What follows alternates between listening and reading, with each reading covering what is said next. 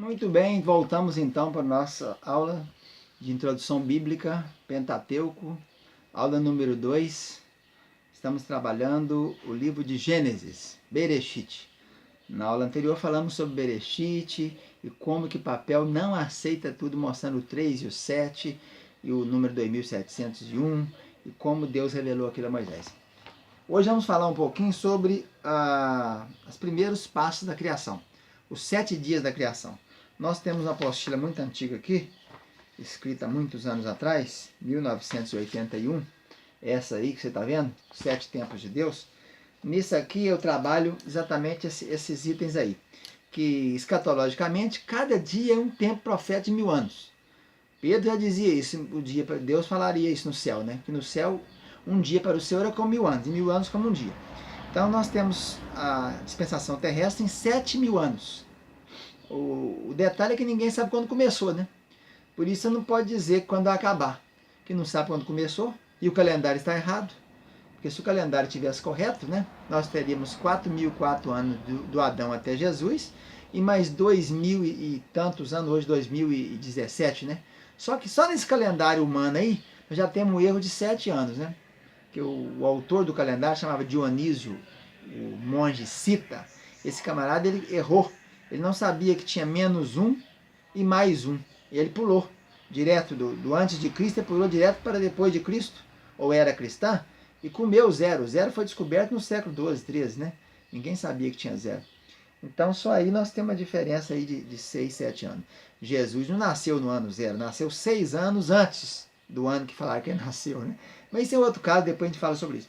Mas há uma fábula aqui nessa história dos dias da criação, que diz que esses dias aqui não são dias como hoje, não. Dia aqui seria contando dia e noite. Então, se Matusalém viveu 969 anos, na verdade, ele não teria vivido isso tudo, não. Na verdade, ele teria vivido muito menos do que isso. Porque vamos dividir por 2, né? 969 dividido por 2, você viveria 470 e poucos, né? Então, mas a Bíblia diz muito bem que dia é dia mesmo. E para combater essa fábula aí, essa história, eu estou usando aqui a concordância de Strong, Dr. Strong. Essa concordância é do ano de 1890, quando nem havia ainda computador, nem tablet, nem Excel, nem Word, nem Access, nem Windows, né? Não havia nada disso, ele fez no dedo. A luz de 1890, já deveria ter alguma luz de lamparina, alguma coisa assim, né? E a Revolução Industrial, a primeira Revolução Industrial é de 1750. Então, mas ele fez naquele tempo que tinha que fazer à mão mesmo, anotando palavrinha por palavrinha. Ele achou 8.000 e poucas palavras hebraicas e 5.400 e poucas palavras gregas. Ele anotou uma por uma e colocou um número para elas e colocou a ocorrência dela. Então, concordância exaustiva. Concordância exaustiva é o que pega tudo. Concordância sintética só pega uma coisa ou outra. Então, eu peguei aqui a palavrinha no original hebraico para dia, para provar que é a mesma palavra usada a Bíblia inteira. Essa palavra dia no hebraico é yom, yom, iod, vav e mem, yom. Ela vem da raiz quente, né? Porque de dia o sol tá muito, esquenta muito. Essa palavra ocorre 1925 vezes. E coincidentemente, na Bíblia inteira, começando a primeira vez que ela ocorre aqui em Gênesis capítulo 1, versículo 5, chamou Deus a luz dia e as trevas noite, houve tarde e manhã o primeiro dia. Veja que daí porque que o judeu começa o dia de tarde, né? Ainda hoje em Israel é assim. O dia começa, em vez de começar à meia-noite, começa à tarde. Então nós temos as vigílias da noite, primeira vigília, segunda vigília, terceira vigília, quarta vigília, 6 da manhã, e começa a contar as horas. Hora terceira, 9 horas, né? Hora sexta, meio-dia. Hora nona, 15 da tarde. E hora duodécima, já começa o outro dia. Então, a palavra dia aqui, Yom, 31:17, na concordância do Dr. Strong, é exatamente isso aí. A palavra quer dizer, Yom quer dizer dia. Dia é esse que nós conhecemos aqui mesmo, né? É um período em que a Terra gira em torno do Sol em mais ou menos quase 24 horas, né? Na verdade, você pensa e vê e acha que é o Sol que está girando, né? Porque visivelmente o movimento aparente do Sol é esse, né? Ele vem do nascente do leste e vai para o oeste.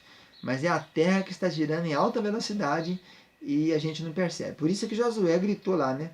Sol detente em Gibeão e tu, lua, no vale de Ajalon. E por quase um dia inteiro, segundo a história seria 23 horas e 20 minutos, o sol não se pôs. E depois, com mais 40 minutos do relógio de Acais, quando Ezequias foi curado, completa um dia que teria sumido no calendário aí. Então, para acabar com essa mentira, a gente pesquisa então o 31:17 e vai ver que a palavra é Yom. Yom é isso, é dia, né?